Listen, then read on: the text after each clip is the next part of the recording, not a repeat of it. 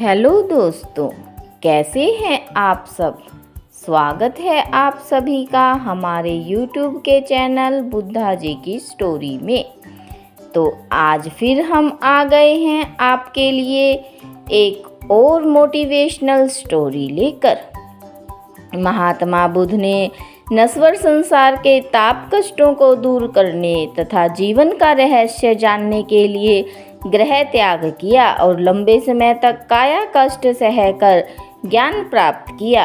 उन्हें जीव जगत का बोध हुआ, इसलिए वे बोध कहलाए। तो वो जो भी बात अपने शिष्यों को समझाना चाहते थे, कहानियों के माध्यम से समझाते थे। कोई गूढ़ या ज्ञान की बात कितनी भी सरल भाषा में कही जाए तो भी संपूर्ण समझ में नहीं आ पाती, लेकिन उसे कहानी का रूप दे दिया जाए तो वह सहज ही हमेशा के लिए याद हो जाती है। महात्मा बुद्ध की ये कहानियाँ ऐसी ही है। इसमें उनके जीवन की घटनाओं और शिक्षाओं को सीधी सरल भाषा में कहानियों के माध्यम से बताया गया है। तो चलिए हम शुरू करते हैं आज की हमारी कहानी। बुद्ध के जीवन की एक घटना है। उन्होंने नियम बना रखा था कि वे अपने संघ में स्त्रियों को स्थान नहीं देंगे।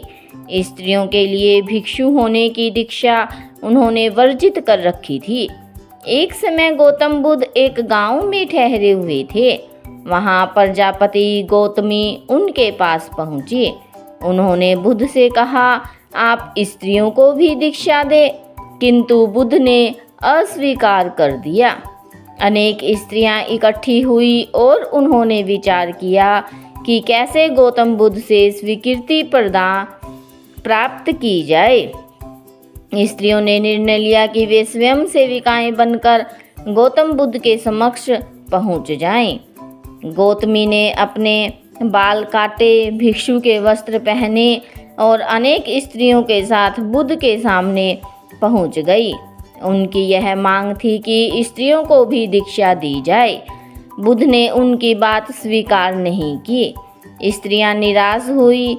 जब बुद्ध के एक शिष्य आनंद ने स्त्रियों को देखा तो उनके पांव सूजे हुए थे, उन पर धूल चढ़ी हुई थी, उनकी आंखों से आंसू बह रहे थे। उन्होंने पूछा, क्या बात है? स्त्रियों ने कहा, बुद्ध उनके धर्म और नियम के अनुसार हमें भिक्षु होने की शिक्षा नहीं दे रहे हैं। तब आनंद ने व्यक्तिगत रूप से बुद्ध से निवेदन किया। बुद्ध को उन्होंने याद दिलाया, इस समय यह सामाजिक मान्यता है कि स्त्रियां मोक्ष की अधिकारी नहीं हैं, पुरुष के मुकाबले निम्न हैं।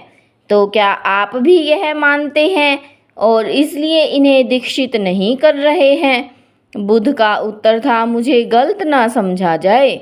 मेरी मान्यता है कि पुरुष की तरह स्त्री भी निर्वाण मोक्ष प्राप्त कर सकती है, लेकिन मैं कुछ व्यावहारिक कारणों से स्त्रियों को संघ में शामिल करने और दीक्षा देने की स्वीकृति प्रदान नहीं कर रहा हूँ। आनंद का उत्तर था, सिद्धांत और व्यवहार में परिवर्तन करना चाहिए। बुद्ध को बात जच गई और उन्होंने यह घोषणा की, जो स्त्रियां भिक्षु होना चाहेंगी उन्हें कुछ नियमों का पालन करना होगा। स्त्रियों ने स्वीकार किया और तब से स्त्रियां भी बोध बनने लगी। तो ये थी आज की हमारी कहानी। आप सबको ये कहानी कैसी लगी कमेंट बॉक्स में अवश्य बताएं, और जिन्होंने अभी तक हमारे चैनल को सब्सक्राइब नहीं किया है, सब्सक्राइब अवश्य कर लें।